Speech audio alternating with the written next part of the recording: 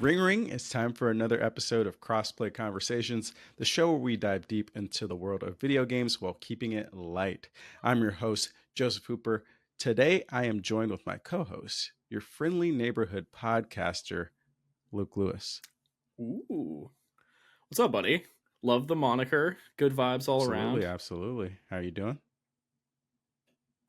Doing well. Happy to be here. Been playing not as many video games as I would like. The work prep for Steam Next Fest and all the summer game stuff has been consuming most of my time, but exciting stuff. Exciting time for video games right now, so can't complain. How about you? Also doing pretty well. Work stuff is also taking up most of my weekdays.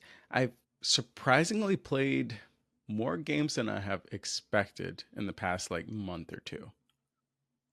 I feel like you've been plugging away at a lot of indies and stuff that we'll touch on, I'm sure, later in the show. But yeah, you're making time for stuff, so I'm impressed. Yeah, I definitely feel like an animal uncaged. Really, it was like Final Fantasy VII Rebirth was like such a gargantuan task in front of me that I was just like, man, I just got to get this done. I'm playing weeks on end. And when that was finished, I was like, oh man, like the world is my oyster. So I just started playing a ton of stuff. Hell yeah, that's awesome. So we have an icebreaker question here, but let's get into it. But I want to pivot a little bit. Actually, okay. I think we can. You go. We can tackle both of these. First is, what is the sleeper hit of 2024 so far? Do you have a pick? Yeah, I was thinking about this question before. I feel like by the time we get to Game of the Year conversation, I think Prince of Persia Lost Crown will be mine, because since it came out in January, I think it may have fallen off of people's radars. They may have forgotten it came out this year, but that game is so good, and it's one of the best Metroidvanias ever, in my opinion. It's easily the best Prince of Persia game we've had in a long, long time. Best Ubisoft title that I've enjoyed immensely, so I hope folks play that one, but that kind of feels like a quiet one. On the indie side, I think I'd probably throw out Pacific Drive, because I think that game surprised a lot of people, myself included, just in terms of like the depth of the narrative and the systems in the game. And I think that game ended up being something special. So those are my two. Do you have any? Yeah, mine would 100% be Animal Well right now. We'll probably talk about the game a little bit more in the episode, but definitely was excited when it came out. But and I've been thinking about this a lot with indie games, especially. There is like this excitement, but then when I look back at it, I'm like, what was I excited for? Like sometimes it's clear, like for example, another Crab's Treasure, it was very clear what that game was. Animal Well, I was excited for Animal Well, but when I played the game, I realized I had no clue what this game was up until launch. So like, why was I even excited? Like, I find that kind of interesting. Yeah, that I've been playing that one too, and that one's like an interesting can of worms to unpack, because like aesthetically it's like, oh, this looks interesting, this is like a cool pixel art, the sound design, it's very ambient and weird and different. I'm intrigued, but as you play it, the like layers start to unfold and you get items that are some of the most unique items in a game, in terms of like when you hear the name of the item, it's not spoilers to say like, oh, you get a firecracker, but what the heck will you be doing with a firecracker? Like, it's just like uncovering those secrets and kind of learning the language of that game is really, really satisfying. So yeah, that's a great pick. Awesome. And then the other kind of icebreaker I wanted to bring up. So we're very close to the halfway mark in the year. We talked about sleeper hit of 2024 so far, but do you have a most anticipated title of 2024? Is it a game that has been already announced? Is it a game you know of but hope it slips into this 2024 window? Do you have a title in your head? That's a great question. I think immediately I'd go to Indiana Jones and the Great Circle. I'm a big action adventure guy. I love the Indiana Jones movies, and my dad and I growing up would play like Indiana Jones and the Emperor's Tomb on the original Xbox and all the Lego Indiana Jones games, and just have a blast. So to have like a big budget game being made by Machine Games, who did the Wolfenstein games, which I love. I've been in the camp of super excited for this one. I know some folks are like, oh, it's third person, first person, will this hit? Is it the right game? Bethesda's been struggling in some regards in recent years, so like, will they have the same publishing support, etc., etc.? But like, I'm still very excited for this one, and that's one that like I keep having on my radar of like, I think this is going to be cool. I think this is going to be a fun one. And then to continue the trend of like a AAA indie pick, I'd throw out on the indie side. I hope we see the Plucky Squire this year. That feels like a cool one to get maybe a release date in the Summer Games Fest period amidst Day of the Devs and things, and then it comes out sometime this summer or this fall. Like, I really, really want to play that game, but I wouldn't be upset if it needed a little more time. But those two are on my radar. How about for you? Yeah, I think, this will be fun to look back at, like at the end of the year. But yeah, how wrong we are, or but I think two of the what likely might be the two biggest game of the year contenders have not released yet. Mm-hmm. One is obviously Hollow Knight Silksong. I know we haven't seen a ton of that game, but I think this is kind of like an Elden Ring situation where people are so hyped from it or about it, and the developer did such a good job on the first project that I feel like they know exactly what they're going to do for the second project, that it's in a very good position to succeed. That's one. I'm very excited for that. I'm hoping it comes out this year. The other one is Elden Ring Shadow of the Erdtree. I know it's DLC, but I mean, it's going to be a big one. Who knows how many hours? I can see it being like 20 hours of content, maybe more, just because of how wild the FromSoft team gets. And I think people are going to be talking about it for quite a big chunk of the summer. Oh, for sure. 100%. Now, for Elden Ring, are you doing any sort of prep work for that one? I've seen a lot of folks online like rolling new characters or jumping back in to clean up their save files, or like, what's your plan there for the DLC? I've seen this doing the rounds, and I'm like, I don't know what kind of time you people have to be replaying Elden Ring. Like, that's casual 75 hours plus absolutely of your life. Not. I'm about to jump into that game completely rusty. I got my Moonlight Katana and my little magic build. I'm not going to know how to use any of that when I jump back in for the first time. So it is what it is, but I'm ready. Hell yeah. Now, as someone who loved Elden Ring but never beat Elden Ring, can I play this DLC? Should I play this DLC? What's your recommendation there? If you liked Elden Ring, I would 100% encourage you to play this DLC. It's, more Elden Ring, which is always exciting to me personally. To access the DLC, you have to have finished one mainline boss fight and one optional boss fight. Radahn is the mainline boss fight. Okay. And then Mog, I don't know if you were able to fight him. Mog is this optional boss fight that you have to complete. Yes. I'm not great with FromSoft boss names, especially now that it's been a few years, but I think he's an optional guy whose whole like suite of attacks centers around blood. So he has like a spear. He's kind of annoying. He's probably one of the most annoying bosses in the game. So if you haven't done that, I would look into possibly doing that in the weeks to come. And then once you've done that, you don't have to do any other prep work. Just, get ready for the DLC. Okay, fair enough. I'll load up my save file here in the next few weeks and just kind of assess where I'm at. See how it goes. Sounds great. Right on. Cool. So I think it's time to jump into the main block of the episode, which, quite frankly, we've already really been doing it. All right. So Luke and I have decided that this episode is going to be more of a grab bag, more of a cool down, as I call it, on the Player podcast, where there's a bunch of different topics swirling around right now, a bunch of different games swirling around. We're just going to talk about each and every one of them, or as much as we can within the time allotted. So I want to first start out. Let's take the time machine way back, because Another Crab's Treasure was one of the first games of this like indie storm that we've gotten over the past month and a half, right? And I feel like a lot of people enjoyed it, talked about it, but then the conversation moved on very quickly because of all the other indie games that were dropping. Give me your thoughts. Have you played it? Do you want to play it? Where are you at? Yeah.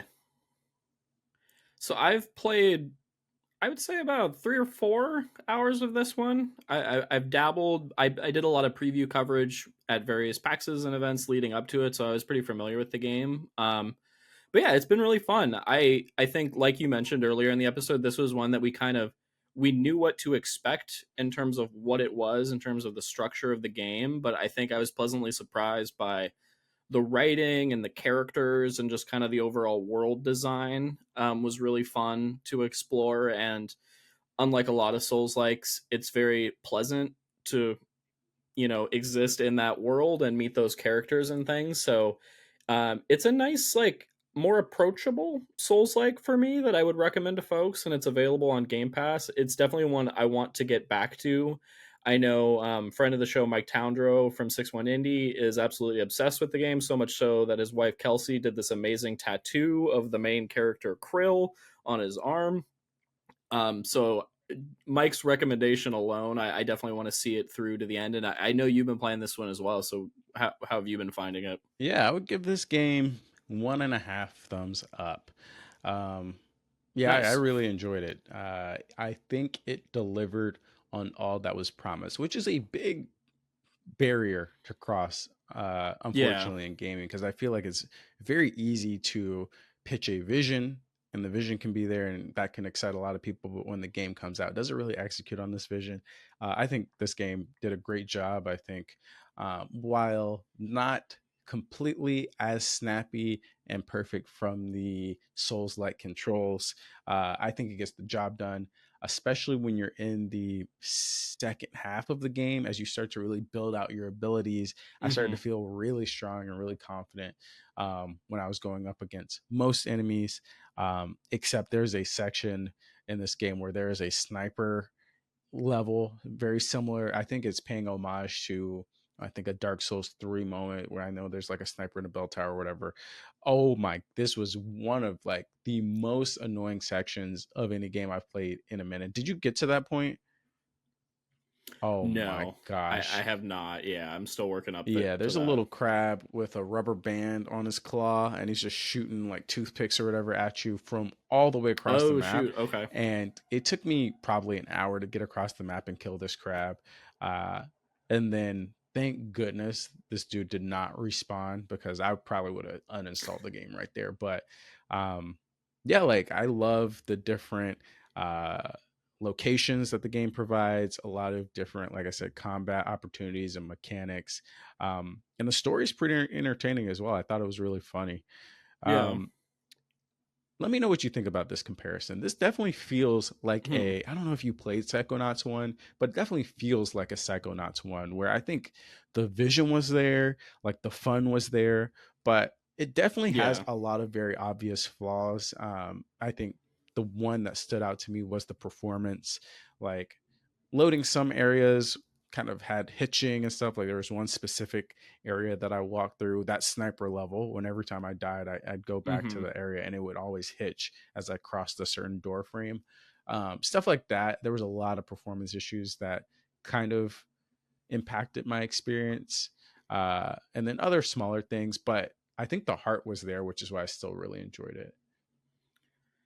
Yeah, totally. I think this feels like I didn't play Aggro Crab's previous game, Yep. Going Under, the like roguelike office one, but I think they're a really talented group, and I can't wait to see their progression over their next couple of games, because like I think the proof is in the pudding on this one, that like they can make a really compelling world, they can make unique gameplay systems, and they can take like existing established design philosophy but do something unique with it. So yeah, I'd be really curious to see what their next game is. I'd say similar for this one. If I ran into a little bit of performance issues, a little bit of bugs, a little bit of like, oh, I'm stuck in this sand castle now, jump jump jump jump, okay, I kind of got Yep. myself out, or like reloaded. Nothing like game breaking, but enough that was like took me out of the experience just a little bit. um but yeah, I still highly recommend this one. I think if you don't enjoy Souls likes, but you really enjoy the aesthetic, if you enjoy, I think there's really good platforming in this game when the performance is hitting on all cylinders and things like that. I think it's definitely worth checking out, and Game Pass makes it that nice entry point that you can see if you like it and then stick with it. Yeah, I think Aggro Crab is like I played Going Under, and I'm playing Oh, I nice. played this obviously and finished it. I think they're 2 for 2 on their vision. I think both games had a really cool premise. Both games tackle two completely different genres, and excel in those genres.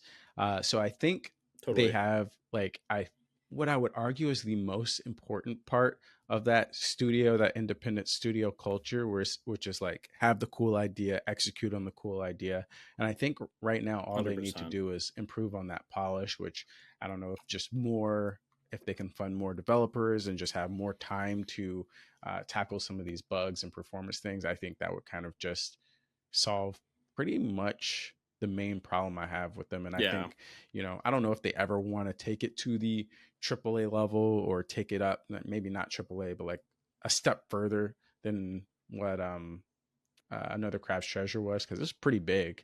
But if they wanted to, go a little further, I think they could do it without any issue, as long as they have the right funding and time. So how long did this one take you to beat, roughly? This was probably 20 hours. It took me a minute. Okay. Yeah. Nice. So it's pretty meaty. Pretty big game. I think this is, in terms of game length, I think this was as long as I want most games to be nowadays before I'm like, okay, we're doing a little too much here. Sure. Yeah. Nice. Yeah, 100%.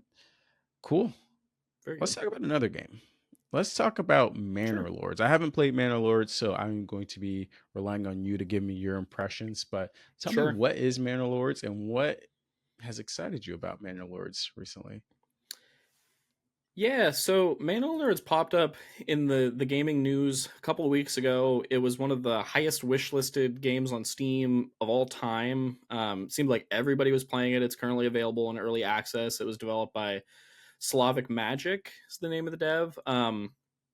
But so I decided to jump into this one. It's in early access, like I mentioned, and the preview build is available through Xbox PC Game Pass. So that's how I played it. For those that aren't familiar at all, it's a city builder in classic fashion. And it turns out I haven't played a city builder in a long time, but as a kid, I used to love like the tycoon games, and I used to love like sitting at the family computer and kind of working through like building up a base area and then expanding it outwards. And Manor Lords hits on all those vibes. You are running a settlement and you are the lord of that settlement, and you're building, classic structures of hunters and gatherers and different storeroom buildings, and then upgrading and then expanding those. And then you get to the point where you build a manor on your plot of land to then be able to tax your citizens. And it feels very like personal in a way that not a lot of city builders I've demoed in the past have, where like each villager has a name and you can see if they're happy. So it's almost like The Sims in that regard. And so you're kind of making your own meta narrative as you're playing. And one of the most unique features of the game, that everything's still kind of a work in progress since it's in early access, but a cool feature that they have is, so normally in a city builder, and in this one too, you're looking big overview, seeing your little building, seeing your people moving around. But in this one, you can go into third person mode and you're a lord and you're walking around your village in third person, and you can kind of see like what the citizens of your town are seeing. And I just thought that was a really cool feature, and especially in this push to have like named villagers and kind of more of an identity to the people you're working with, I thought it was a really fun feature. So it's fun to be like, oh man, I just built this massive field, and then I'm going to put the storerooms over here, and I'm going to put the windmill here, and then you can zoom down into third person instantaneously and like see how it looks in real time, and then zoom back out and start moving stuff around. And so I thought the gameplay loop was just super, super satisfying.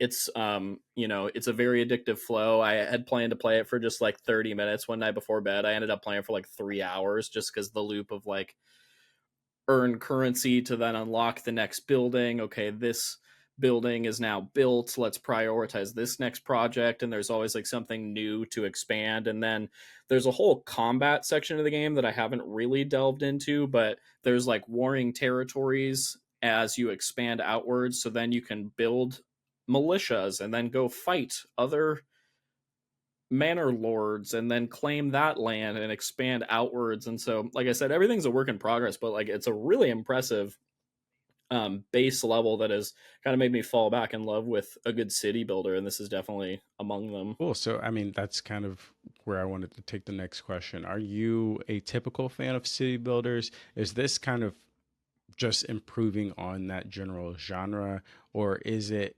bringing you to the table because, oh, this is either more approachable or doing something different? Where do you think you fall in that discussion? So typically not a city builder guy. I have played city builders, but I feel like I haven't really touched them since I was a kid. So this has been kind of like reigniting a passion or an itch from childhood, which has been pretty fun. But based on what I've heard from folks in kind of that sector of PC Sims and city builders, this one is doing a lot of unique things of kind of melding that like personalized self-driven narrative of a Sims with a classic city builder in terms of the mechanics, and then things like the zooming down and being a villager in third person and seeing what they see. But then on top of that, you get the combat aspects of almost like a total war thing where you're going to war with other neighboring areas. So it's like melding a lot of different city builders and sim games, I think, in an interesting package. Okay. Okay. Cool. I mean, yeah, for context, I am not really the biggest city builder guy. For one, yeah, I feel like I need to be at a computer to play that, and very rarely Yeah, do I, totally. sit down on my computer to download stuff like that. But Mm-hmm. um, I might watch some gameplay of this just to get a vibe of what this game is. It's definitely a cool one to watch streams of too, I imagine, because like you get to make your lord, you get to make your like coat of arms logo, and watching your favorite online personalities kind of work through like how to structure their town, because you can be like really efficient with it as you kind of learn over time, or you can just be like absolutely ridiculous. And so both are entertaining in their own ways. Let's see. Yeah, we got a couple streamers. Honestly, I'm looking at Manor Lords streaming on Twitch.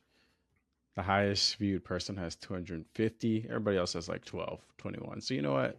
Maybe after this call, I'll jump into the jump into the stream with this person who has like 5 viewers, and we'll go on that ride together.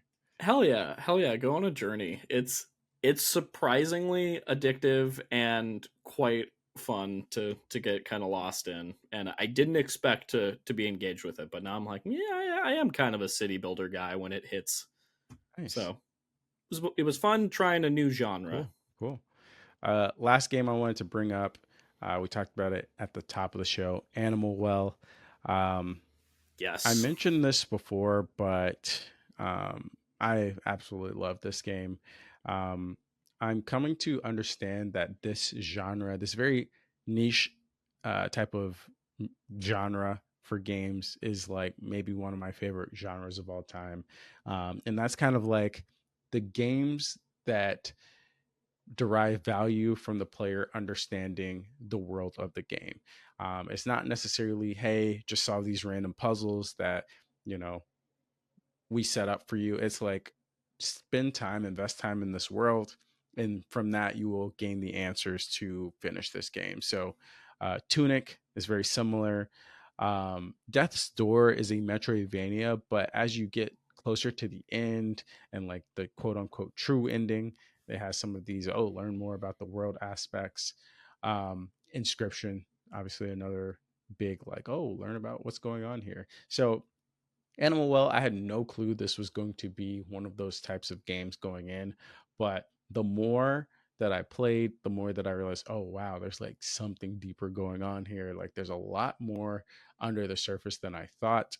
And I thought it was a very interesting experience playing this game because at first it is very it goes very against my traditional style of playing games. Like I want to see everything. I want to methodically tackle the map so that I know what's going on. But Animal Well kind of doesn't allow you to do that. Like you come to a branching path and you can either go left, up, or right.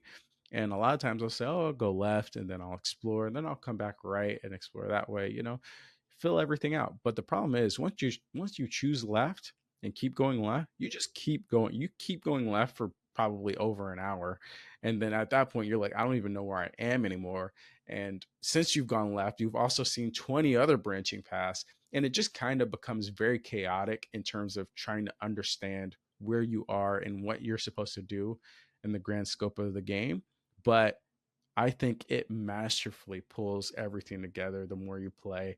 And by the end of my time with it, I beat the game, and then I also collected like the main collectibles. I collected all the 64 eggs that you can collect. And by the time I did that, I'm like, this is probably some of the best game design I've ever seen, with some of the best secrets that I've ever found. So, hell yeah, I couldn't agree more. This was one, like we talked about at the top of the show, that I was looking forward to, but in kind of like a passive way of like, yeah, I'll probably check it out at some point. But with all the positive reception it got and your recommendation, I had to jump in. I'm about 5 hours in, give or take, and it's arguably one of the most like rewarding games I think I've ever played, in a sense that like the more time you put to it, the more satisfying it is to uncover things. I think it has some of the best like in-game items in a puzzle game, just in terms of discovering their use cases and using them in different ways and thinking creatively. But yeah, I've just adored it, and it's been just a really nice pace, like the other games you mentioned, like Tunic, or I'd even throw out maybe Fez on the Xbox 360 for folks that played that one, where if you get stuck in a particular area, you go the other direction, you explore new things, and then maybe as a result of exploration, you found a new ability that now can address that thing that you had no idea what to do with before. And so there have been a ton of aha moments, or moments where like I'm difficult platforming is kind of a weird thing, but just like maneuvering through a space, there's been a lot of moments where like I know what to do, but it's like hard to execute the timing of everything, and then figuring out how that puzzle unfolds is like so satisfying and so fun. So yeah, I this is like my current obsession. We were talking about before the call how we both have tomorrow off. Like I hope to just play a ton of Animal Well, because I want to keep uncovering those secrets and keep seeing where it's going to go. So yeah, it's been a blast. and one thing I'll add, right, is when you beat the game, I will admit you beat the game, and well, at least I beat the game, and I was like, this was awesome, but this has not reached the highs of a game like Tunic. Like in this genre, Tunic is that game to me, where every moment I felt like, no way they're doing this. Oh wow, I can't believe this is here. But Totally. after like doing the 64 eggs, I look back on my time with Animal Well, and I'm like, me seeing the credits for this game almost felt like the tutorial for unlocking the true Oh power of shit. this game. Okay. It feels either that, or it also feels like there was like an extra $10 DLC that was just included in the base game once you beat the game, because it does add on, because like you see the credits and you feel like, oh wow, I went on this journey, that was fantastic. And then to just keep digging and be like, oh okay, I guess I'll see if I can find some of these other collectibles or eggs or whatever, and just to keep digging and scratching at the surface.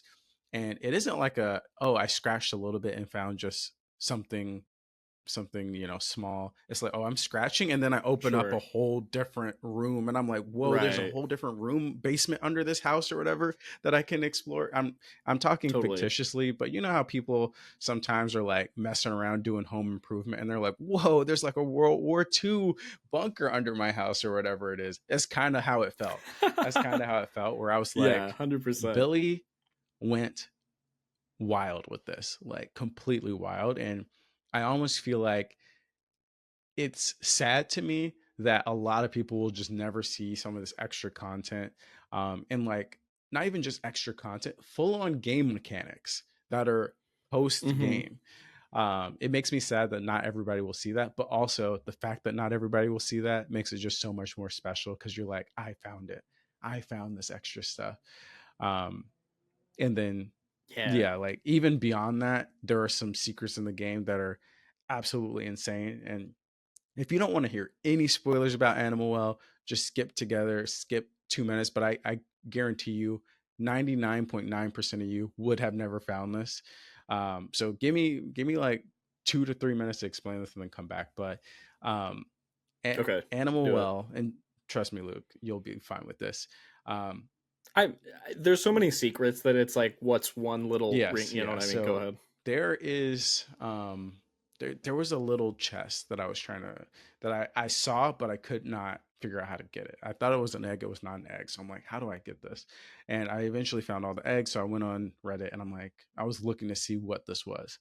And somebody says, okay, well, yeah, on this screen, essentially what happens is if you look closely at the blades of grass on this little like pedestal here, the blades of grass are actually a barcode. So somebody took a real life barcode scanner, scanned the screen, got these codes, got the like numerical serial value of the barcode, translated the numerical code into like musical notes or something, and then played this music tune in on the screen to unlock like a secret door that ultimately just gave you like some costume that is not really anything. But I'm like, the fact that that's there. Nuts. Also, that's nuts. That's how did someone figure this out? Like, the game has only been out like a couple weeks. Wait. Like, I'm stuck on the music part. How did they play? Well, don't worry about that part. All right, don't you'll. I'm assuming one day, like eventually, you'll find that. Oh, there's a new. Yeah, okay, but okay. There's another mechanic I haven't gotten to. Yeah, that's fair. But okay. Damn, that's incredible. And there's stuff like this all throughout the game where, like, there's stuff that specifically you need dozens and dozens of people to come together because you can't find everything out with your copy of the game. It's like one of those types of things where it's like, oh yeah, I found the secret and I see this thing, and somebody's like, oh wait, I see this completely different thing in my game, and everybody's like, oh shit, like we got to come together as a community. So yeah, this game is deep. Yeah, this game definitely takes the like, oh, I found a hidden way through this passage to the like nth degree. If you're the like the classic Zelda, oh, what's hidden under the bush after I burn the bush, like this is like so much more than that in the best way. So and that reminds me because I was literally playing Fortnite with you and Jacob, and I was looking for these damn eggs, and my finger slipped, and I used an item that I thought was one of the most useless items in the game, and it just activated something in the room, and I was like, I just could not believe it. Like, I was flipping out while you guys were like, I'm down, somebody pick me up or whatever. I was like losing my mind. So like moments like that are very rare in gaming, so it was really cool to have stuff like that happen. I had a moment not to that level last night, but that was pretty fun, where Claire was playing something on Switch while I was playing Animal Well on the TV, and I was like, you got to see this. And so she was watching, and I was facing a wall. It looked like a wall. There was no way through that wall, and I jumped up and was able to find a path through that wall, and then that unlocked this like whole other room that had these like crazy lighting and different animals and different all this stuff happening, and it was just like, I very easily could have never noticed that if I hadn't just like accidentally jumped up, but then I found this whole other sector of the map and stuff like that. I love that. It's really cool. Absolutely. Cool. So those are our game impressions. Now we have a little bit of time to talk about some different topics. Luke, I'll let you pick. We got 3 topics here. I think we'll probably be able to hit at least 2 of them, but which is the first topic you want to talk about? Do you want to talk about console generation stuff? I've been kind of curious about this. So, currently, we're in an interesting time in that, I feel like. I think very, very interesting because on one hand, we've gotten rumors that Xbox is planning to start the next console generation in 2026. We don't know necessarily what that means or what that looks like, but those are the rumors. 2026 is when Xbox is supposed to start the next console generation. We have comments from Sarah Bond saying the next console that they release will be the biggest leap in hardware that anybody has ever seen or something like that. Okay, we have those comments. We also know the PS5 Pro is supposed to be releasing this holiday. We also know that this Call of Duty that's coming out this year is still releasing on last gen consoles. So I'm just kind of looking at the situation. I'm looking at the landscape, and I'm just thinking, what the hell is going on here? Right? How are we releasing on past gen consoles? We're planning to start the next generation in 2 years, and like this current gen console, I feel like we have barely gotten current gen specific games in general. So I just wanted to kind of bust this topic open and say, let's start with, let's say Xbox is planning to start a new console generation.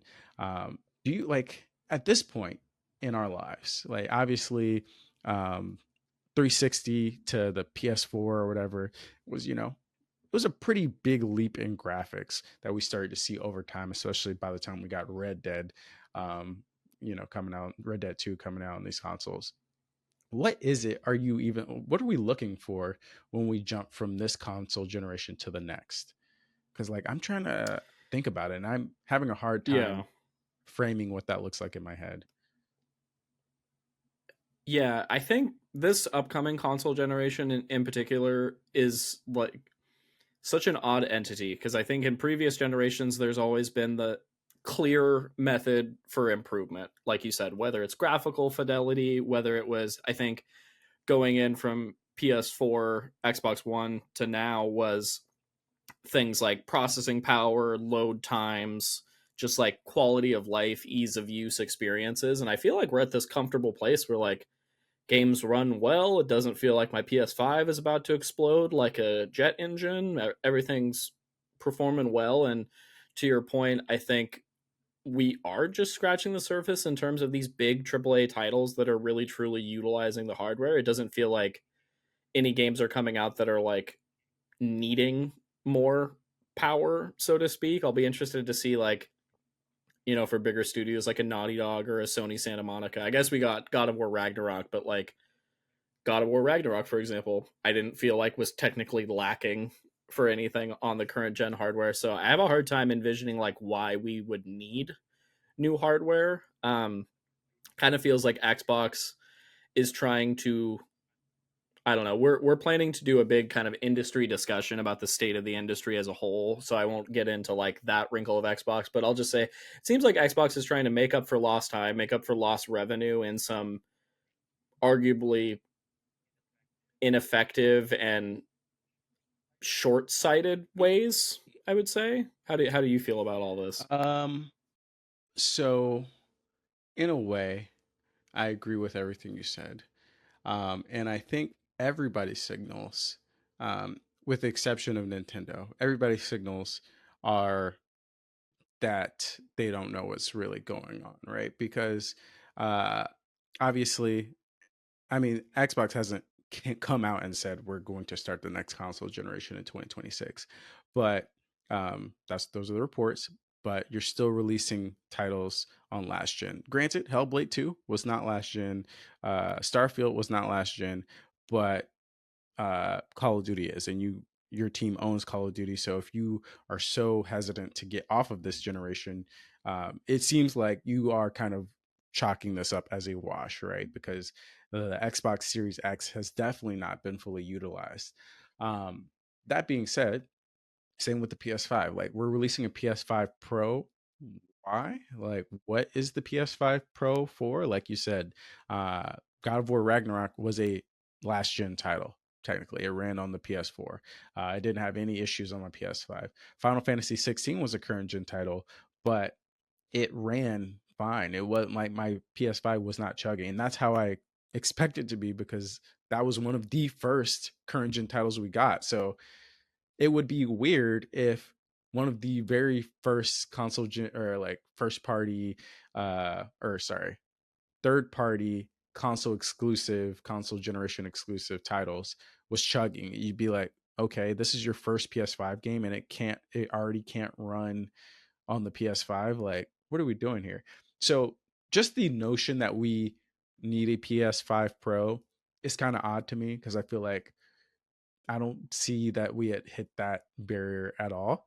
Um, but then I kind of think about the PC space, and I think we're going to start seeing a lot of parallels with the PC space over the next several years and several generations. Because when you think about a PC, there aren't PC generations, but every now and again, every 2-3 years or so, there is a graphics card that comes out that has a certain feature that all the other graphics cards no longer have. Like, and I think right now is the the DLSS, and obviously ray tracing support is a big thing.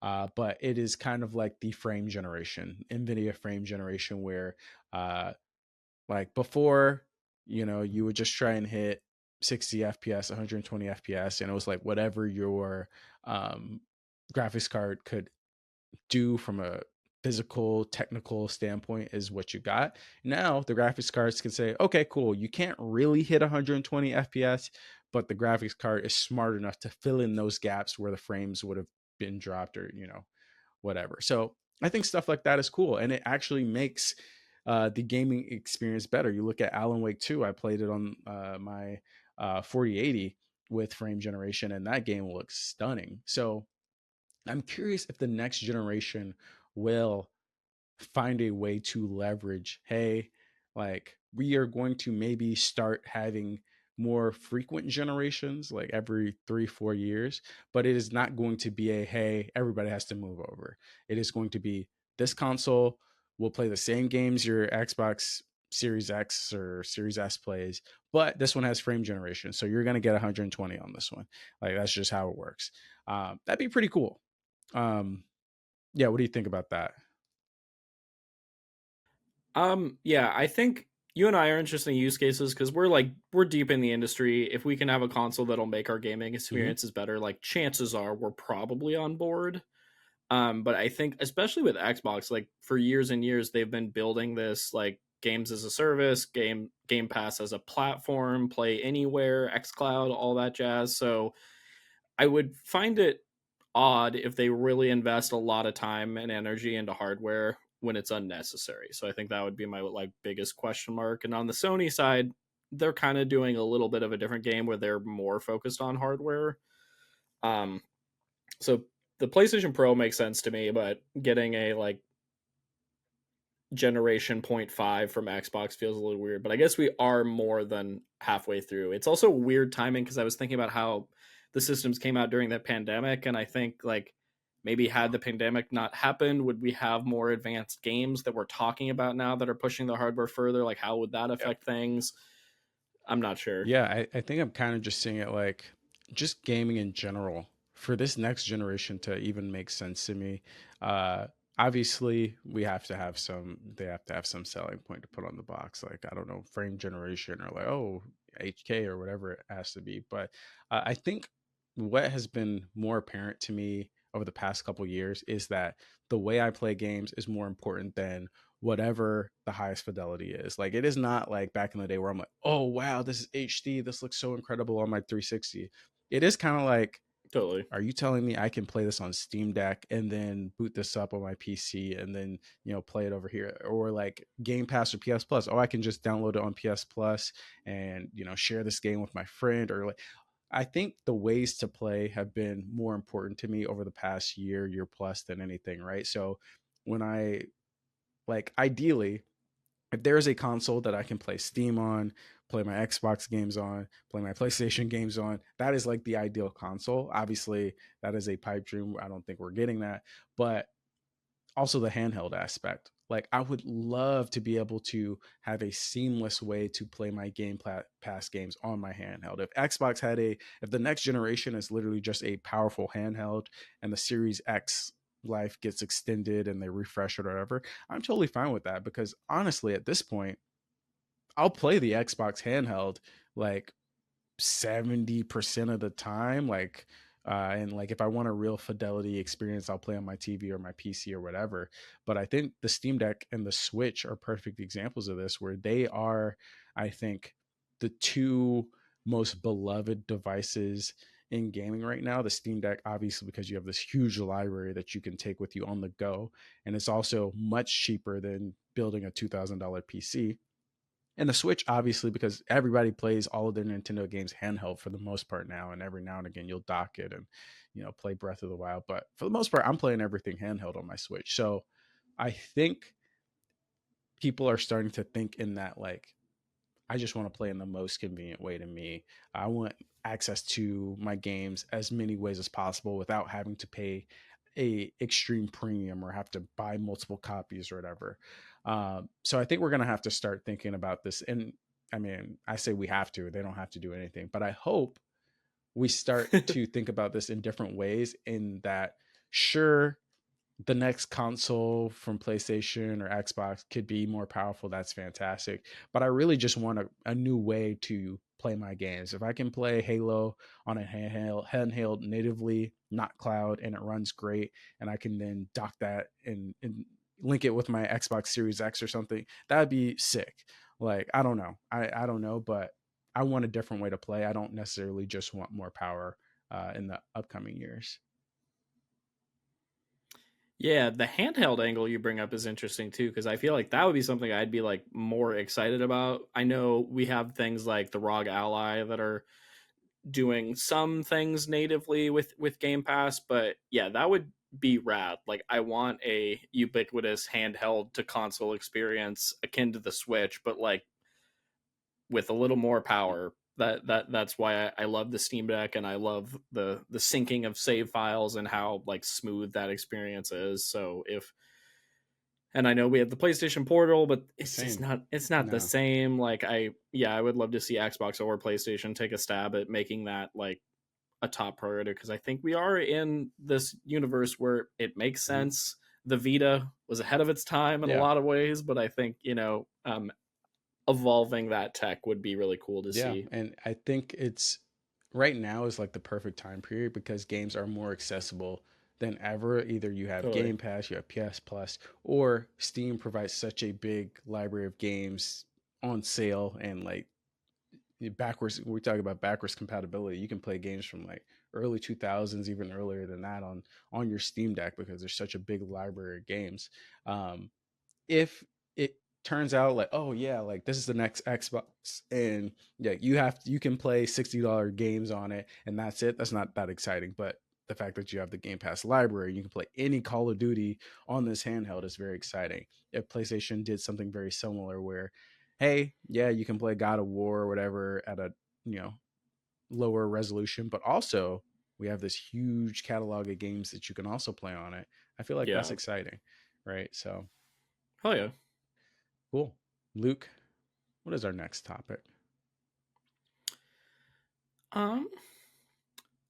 Let's jump into this art versus video games discussion. I think there's something to dig into here. Cool. So yeah, let's keep it to the theme itself, which is art versus video games, and this surrounds the current like Hellblade 2 drama, where the game came out, and I think instead of necessarily talking about the game itself, a lot of the news and discussions around it have been, this game isn't very video gamey, and is that a problem or not? Should Ninja Theory be making these types of games if they know that they probably won't sell well, or should they just make whatever they want to make? And do we think that Microsoft will continue to encourage these types of games to be made, or the industry at large? And if the answer is no, is that bad? Or if the answer is yes, is that going to lead to their demise? So I don't want to talk specifically about Hellblade 2, because neither of us have played it. So I kind of want to like talk about art versus video games, right? So let's have you played Death Stranding? Yeah. I think Death Stranding is another good aspect to this, where Death Stranding, I think, sold pretty well. But as I was playing it, I could realize that the mechanics and the technical, innovations in this game were incredible. Obviously, the landscapes were incredible. But a lot of that game, I wasn't having fun. And I was kind of frustrated playing that. And that's kind of what I hear when I see people reviewing Hellblade that haven't enjoyed it. They say, yeah, it is beautiful. Like, there is, some technical innovations happening here, and it might be the best looking current generation game we have, but it's just not fun. And obviously, not fun is subjective, but do you think Ninja Theory has a duty to make a fun video game if the core, like, experience that they are giving us kind of exceeds that typical video gamey do a puzzle attack type design. Sure. I think for me, I'll always fall into the camp of like, let developers cook, let them make the project they want. And especially when we talk about games like Hellblade or Death Stranding, I really enjoy like unique and different experiences. And I don't think a game has to fall into this black and white camp of like, it has to have this much gameplay in relation to this much story. Like, I enjoy the occasional visual novel, I enjoy the occasional walking sim, I enjoy like narrative first gameplay. So I think there's a place for all of these games, and I think it seems like it's just more of a matter of expectation, because I think specifically with Hellblade 2, like I haven't gotten a chance to play it yet, but I felt like all of the discussion leading up to that game was like, hey, it's not much longer than the first Hellblade. Hey, it's still very narrative focused. Like, this is the studio that made the first Hellblade. And I think there may have been this perception that, like, since Xbox was providing resources, that it was going to be a bigger, different thing. And on a technical level, from the sounds of it, it is. But I think that's okay. I just think that's okay. From a financial aspect, I think that's a whole nother can of worms you can dig into, but it just, at least from like a consumer engagement standpoint, like, I appreciate there being something different. And you look at Death Stranding, and I can't wait for Death Stranding 2, because it looks bonkers and it looks so different from anything else we're getting right now. And I think that's something to be celebrated as well. I think we are in, or I think Xbox specifically is in a weird position, and I don't know if you saw the Kind of Funny Hellblade 2 review. Um, I so did. the ending of that review was very interesting to me, because it was kind of like a really passionate debate back and forth between Greg and Mike. And I thought Mike brought up a really good point where Xbox is in a very bad damned if you do, damned if you don't position, right? Because I think like the whole expectation when these acquisitions happened was, oh, let these studios cook, let them, do what they want to make, give them the money to have safety, not necessarily. And I think there was some discussion of, oh, now that this studio has a bigger budget, they can do something better. But for the most part, people were like, just let these studios cook what they were going to make, right? And we see games Sure. like Pentiment, and we see games now like Hellblade 2, which I think are the games that these studios wanted to make. Ultimately, this was their vision. This wasn't Microsoft's vision. This doesn't really further the goal of being that system that competes with the PlayStation. But then there is also the perception that this is not enough, right? Pentiment, I think, is even a better example of that, where Hellblade 2, it seems like, although it is the vision that Ninja Theory wanted, it seems like people have an issue with, okay, if you were going to add these certain gameplay mechanics in here, like they need to hang with the rest of the game, right? Like, if you didn't add those certain puzzle mechanics or combat mechanics, then nobody can ding you for something that you just didn't add. But if you're going to add something in it and it just doesn't jive with people, they have the right to criticize it. Pentiment, I think, was for the most part, almost all across the board praised game. Like, I think we were talking like close to a 90 or high 80s on Metacritic. And it just did not move the needle at all. Like, it almost essentially, in the terms of, public perception, could have not existed, and it would have, Microsoft would be in the exact same place. Obsidian would be in the exact same place. And I am kind of like, gaming is just in a awkward position now where, like, how does this work? How does this work where, uh, you know, on one side we kind of say, oh, like, let them cook, and then they make the game and we're like, not like that though. Like, Right. I'm kind of torn on that. Because even Pentiment for me is not really a game that I would play. I think it's cool that they put it out, but also I look at that as like a win for Microsoft. They let this studio, or of 4 or 5 people, whoever, how many worked on this game, put out this game. It was polished, and it achieved what it was gonna achieve. That's a win in my book. But I don't think people really see that as like, oh, Microsoft did a good job there. And to be fair, I'm sure Pentiment was being worked on before Microsoft got involved, but still, um, how do you feel about this like wins and losses mentality of gaming, especially when the studio is under a bigger publisher? Sure. I think it feels really dangerous for the sake of creativity. Like I think we're leading into this era where money talks, and we will eventually from these bigger publishers stop seeing creative risks, and that's just awful.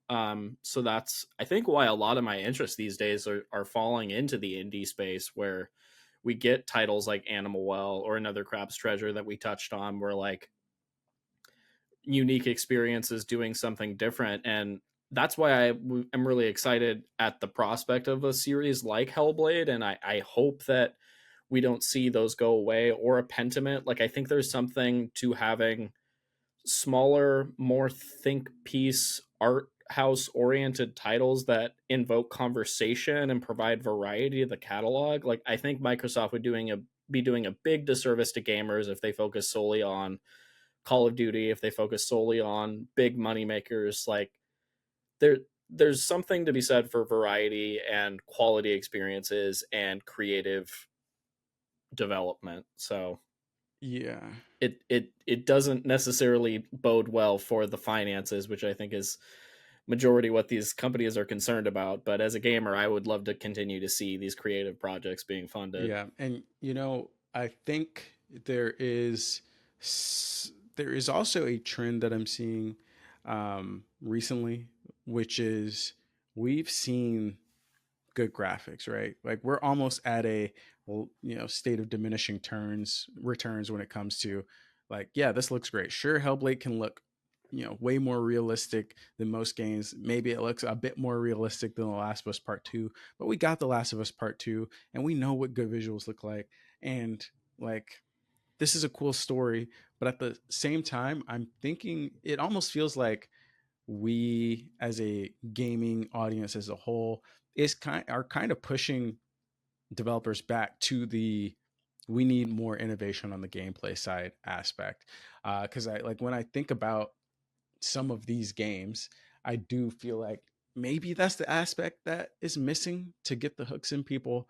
Like a lot of the recent games Microsoft has put out are very interesting from a concept standpoint, from a this is a cool like theme and the story we're telling, and like the period that we're telling it in is all very cool. But when you look at a gameplay aspect, I feel like maybe that's what's missing. And same thing with Starfield, right? The concept of Starfield was very cool, but then the gameplay just didn't deliver. And I feel like there has to be a shift, right? And because let's think back to 2013 or something when BioShock came out. BioShock is a really really cool concept, but there was also that added gameplay element of like, oh, it's like a FPS spell type game where you have these abilities and you can light this oil slick on fire with your fiery plasmid. And that aspect on top of the cool setting and cool things you were doing in those games really added a new layer of interestingness. I can't wait to see what I'm going to find out. Elden Ring, same thing. Very very cool world. 90% of people have no freaking clue what's happening as they're playing the game until they go watch some Vati video. But the gameplay is so interesting and so innovative as you keep digging deeper and deeper into those games that people have no choice but to like stay hooked. And I think the well is starting to get tapped dry with those things. Like obviously Ubisoft is on there. Who knows which installment of the Assassin's Creed franchise with Assassin's Creed Shadows. We know that formula very well. PlayStation has basically run the course on their major franchises with Horizon, Last of Us, Uncharted, all that stuff. Even Ratchet and Clank, I felt like people thought, oh yeah, this looks cool, but we've kind of played this before. It's fun, but we've kind of played this before. So I'm curious if we're going to have like a moment where we kind of reset innovation wise and say, okay, cool. Like I know you guys liked all of these games, but guess what? This is something completely different. Like, I don't know. It'll be interesting to see because I do think art is important. I do think basically every video game is art, but I think that key factor that video games are interactive at some point, and that is the aspect of the video game medium that sets it apart from other things where a lot of players are looking for and say, hey man, like I would love to, like, Last of Us is not only impactful because of the story it's telling, but because you interact with the enemies in a certain way, because of like the relationship you have with this CPU Ellie, or the CPU whoever Ellie interacts with in the second one. Like, I think that adds a different layer to the video game experience. I'm curious if we're going to evolve in that aspect at all in the next 5 years. Yeah, I keep going back to the fact that I just hope these creatives are able to push the medium in those interesting directions, that it all doesn't just come back to what will make the most money. 100%.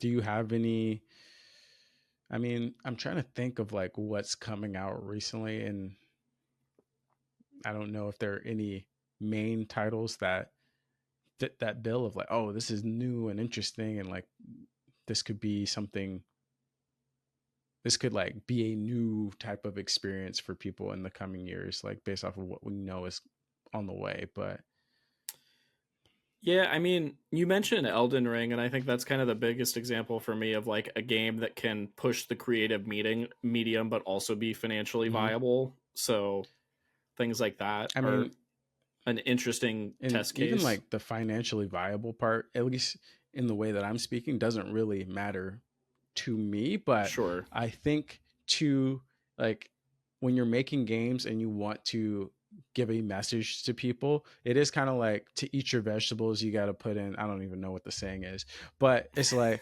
yeah, sure. Last of Us has some very impactful messages in it, but that gameplay kind of helps you get invested in those messages. I'm curious if in Elden Ring the same, well, I don't know if Elden Ring is giving anybody any message that they can find on their own per se, but I'm curious if like we're going to have like another one of those resets where like, oh yeah, this is a very cool idea and a very cool concept, and to get people in the door to those concepts, we are going to appeal to you with this mechanic or this premise of the game. Because I think I really wish Hellblade would have had Hellblade 2 would have had that, to hopefully allow more people to give it a chance, right? Where I think in all of the marketing, we saw that it was essentially Hellblade. We saw that it was Senua. But from the gameplay perspective, there was never really anything in the marketing that said, oh, this is why you should interact with this game. Like, and I think that is fine for people like you and me. But I think the benefit of art is like, you know, you're pulling new people in and you're showing them this new experience that they had never seen before. And I do think you got to put like a little mouse in the cheese in the mousetrap to kind of get everybody else into that door. So I'm very curious how we're going to do that going forward. For sure. Only time will tell, I suppose. Oh yeah. One final thing that I kind of ranted with you on a couple weeks back. Just, I mean, like, let Ninja Theory cook. And like, if you want to judge the game by its own merits and because I like this or that, please do that. But I hate that this type of game always comes back to, but is this enough for X studio? Like, you know, do you guys fear that you guys are going to be closed because this game may not appeal to? I just kind of hate those conversations, because especially at this period in time, like, you spend 4 years, 5 years making this type of game, and for all of the conversations to be devolved to like, oh yeah, like in the pre-launch interviews, oh yeah, like the game is cool and all, but what do you think about Microsoft saying these comments about their developers? And you know, I know that conversation has to come up, and I know like people read the statement, and because of Microsoft's actions or Xbox's actions, they're like, oh, like, is Ninja Theory, is this their swan song because of the message they put out? That's just kind of annoying to me. Like, this is a lot. I'm sure this is a lot of people's very first game they're putting out, and they've spent 4 years on it, and this is essentially their entire career's work. And I don't think that we've had a lot of discussion on the game or the good things that the game has done. I think it's more like, this is why the game isn't enough for Xbox, and this is why Ninja Theory might be closed as a result of it, or this is why they need to do something different next time. I think I really hate that aspect of the conversation. Yeah, 100% agree. It's gross. It shouldn't be what video game discourse devolves to.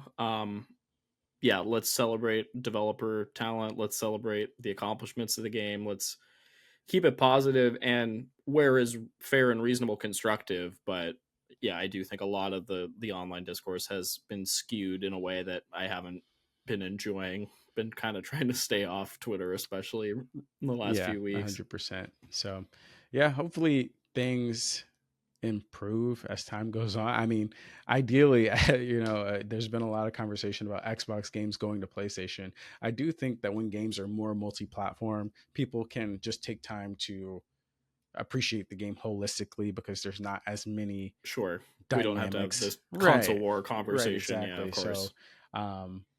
So I just hope that, once again, maybe I'll come back to the podcast a couple weeks from now and be like, yo, this game was not for me. Like, it just didn't hit. But at the same time, I do hope that, the conversation for Hellblade comes back, over the course of the year during the game of the year conversations to talk about the game itself and not necessarily how this game fits into the grand scheme of Xbox and what's going on there. Yeah, well, and even to that, real quick, the conversation in retrospect has been happening amidst Hi-Fi Rush and the closure of Tango Gameworks, which I know will be a bulk of our discussion when we get into our big State of the Industry 2024 episode that we're planning in the coming weeks. But just like, that is gross in and of itself because that game was incredible and won awards and we loved it and we gave it awards ourselves. And just to see like that now that narrative is being applied to Hellblade in a way that's like, let's not justify Xbox's shitty business moves, folks. Let's just celebrate creative games. I digress.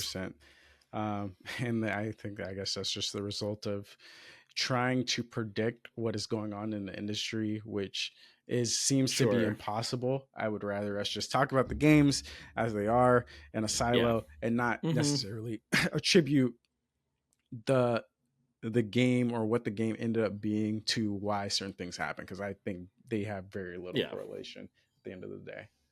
Agreed. Okay, let's end this off on a positive note. All right, I know we're going a little bit long here, Sounds but good. since we had a little debate, do you have a game you're most excited for, or not even a game? Do you have a studio you're most excited to hear from in the June time span? Ooh, in the June time span. I mean, my favorite game of all time is The Last of Us Parts 1 and 2. So hearing anything from Naughty Dog would be like on another level. Similar PlayStation studio, I'd love to see what Sucker Punch is cooking. Supposedly Ghost of Tsushima 2, I would love to see that. Yeah, those are the immediate ones that come to mind. On the Xbox side, I'm a big Fable guy, so I'd love to see more of Fable. Hopefully see a release date for that one. Some extended gameplay would be absolutely rad. Those are kind of front of mind in terms of like, those feel like I could make indie predictions, and obviously we're super excited for things like Day of the Devs and Wholesome Games, but those are ones that like, I assume we will see something from those bigger first party studios in way of announcements this June. Sure. How about for you? Yeah, from the bigger developers, I think the most realistic thing I can hope for is the Coalition. Seeing Gears 6 would be super exciting. Like, I was completely off the Gears train for 4 and 5, or for 4, and then I played 5 and I was like, whoa, they brought it back, they saved it. So 6 would be very hyped to see. I'm curious if we'll see or hear from Daniel Mullins, the creator of Inscription. I think he's supposed to be working on Pony Island 2, Electric Boogaloo, or whatever. I played Pony Island 1 a couple months back to prepare for this game. Oh, okay, nice. So I'm very excited. Like, if he gives us a release date or anything, that would be super hyped. Yeah, that'd be rad. And then that'd be awesome. Replaced, Like we've been waiting to hear a lot about Oh that. yeah, I don't know if that game like that's we're in Animal Well territory. I hope that game's okay. I hope that game's like I want that game to be cool. It's always looked exactly. cool, like but that's another one of those games where I'm like, I don't exactly know what I'm hyped for. I just know it looks cool. Sure. So I really hope that we see at least more gameplay or maybe get a date or something. That'd be fantastic. Yeah, that'd be awesome. Cool. And with that, I think it's time to wrap everything up. So I just want to say that we are setting our status to away until next time. But until then, you can do 3 things. You can follow us on Twitter at Crossplay Combos. You can send this podcast to a friend because that's how people hear about podcasts. Or you can give us a review on your podcasting platform of choice because it really helps us. Until next time, everyone, just go have fun. Enjoy the sun if there's sun where you are, and then come back in and play some video games.